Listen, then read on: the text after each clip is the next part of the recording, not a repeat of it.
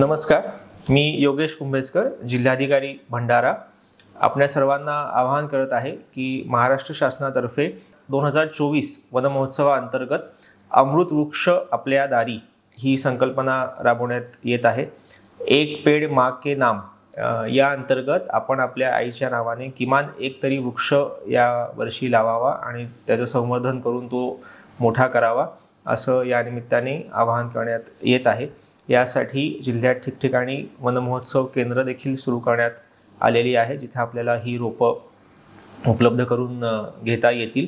आणि 31 जुलै आणि 7 ऑगस्ट या 2 दिवशी भंडारा जिल्ह्यात मोठ्या प्रमाणावर नागरिकांनी, अशासकीय संस्थांनी, शासकीय विभागांनी एकत्रित येऊन वृक्ष लागवड करावी असं याचं नियोजन आहे.